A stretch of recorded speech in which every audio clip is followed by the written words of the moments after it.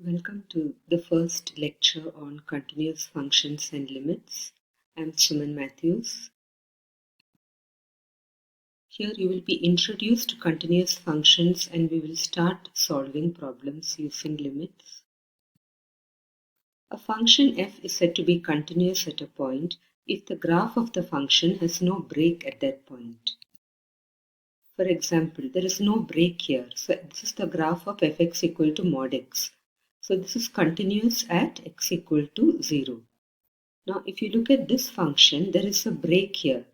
So here fx equal to minus 1 if x less than 0, equal to 0 if x equal to 0, equal to 1 if x greater than 0. So there are breaks in the graph here, here and here. So f is not continuous at x equal to 0. Now limit as extending to a minus fx is called the left-hand limit of fx as x tends to a. That means we look at the value of x as x approaches a from the left. That means x is less than a.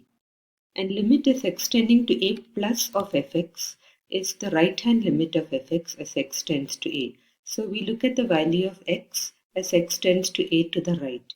That is x is greater than a. A function which is not continuous is called a discontinuous function. And a real-valued function f is said to be continuous at the point a if the left-hand limit equal to the right-hand limit, which is equal to f of a.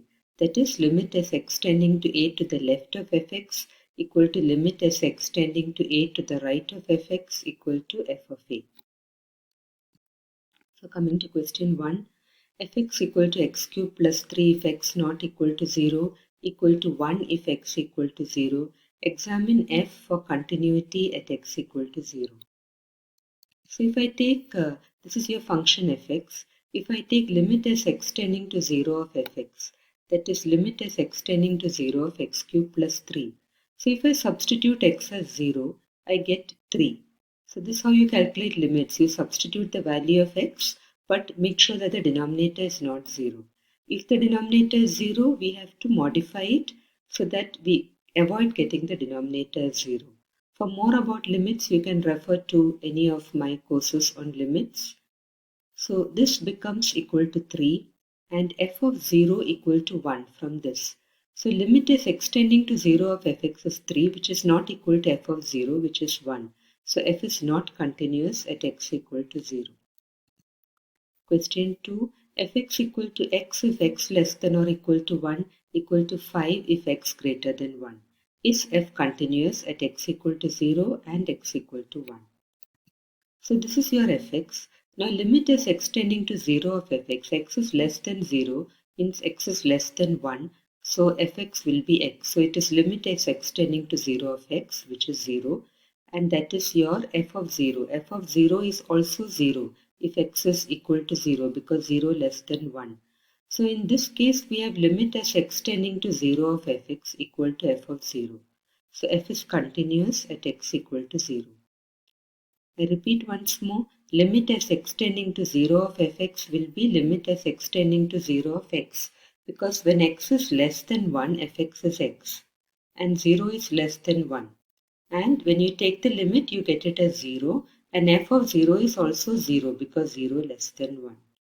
So we have limit as extending to 0 of fx equal to f of 0. So f is continuous at x equal to 0. But at x equal to 1, we have less than 1 and greater than 1. So we have to take the left hand limit and right hand limit. Limit as extending to 1 to the left of fx will be limit as extending to 1. X to the left means x is less than 1. So the value of fx will be x.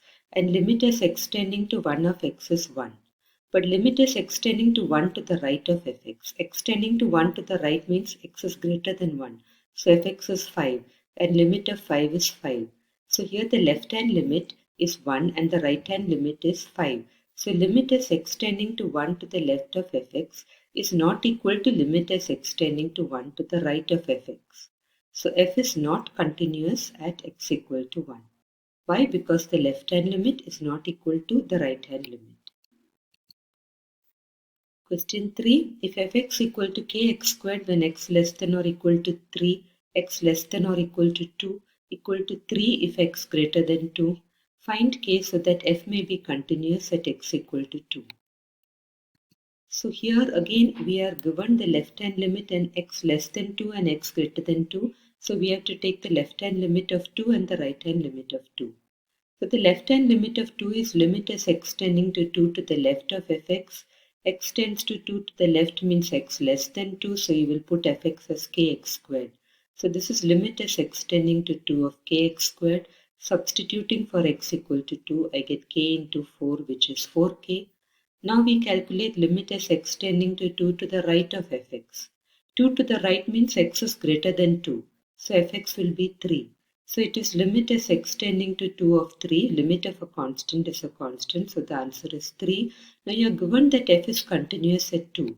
So because f is continuous at 2, the left hand limit, that is limit as x tending to 2 to the left of fx, will be equal to the right hand limit, which is limit as x tending to 2 to the right of fx. But the left hand limit is 4k, right hand limit is 3. So your answer is k is 3 by 4. Coming to question 4, fx equal to tan 3x by kx when x not equal to 0 equal to 1 when x equal to 0. Find k so that the function may be continuous at x equal to 0.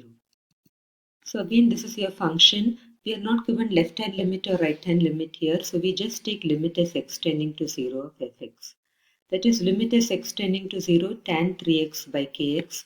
Take out the 1 by k, so it is 1 by k times limit as x tending to 0. Tan 3x, now multiplying and dividing by 3, so it becomes tan 3x by 3x into 3. Take out this 3, so it is 3 by k limit as x tending to 0 tan 3x by 3x. Now we have limit as theta tending to 0 tan theta by theta is 1. So limit as 3x tending to 0 tan 3x by 3x is 1. So the limit just becomes 3 by k.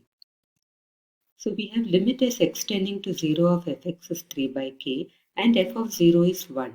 And since f is given to be continuous at x equal to 0, limit as x tending to 0 of fx equal to f of 0. But what is limit as x tending to 0 of fx? 3 by k. And f of 0 is 1. So 3 by k equal to 1 implies k equal to 3. So you have been introduced to continuous functions and how to start solving problems on it. No study of mathematics is complete without your practice. So please take a pen and paper and practice each problem, each line along with me. Thank you.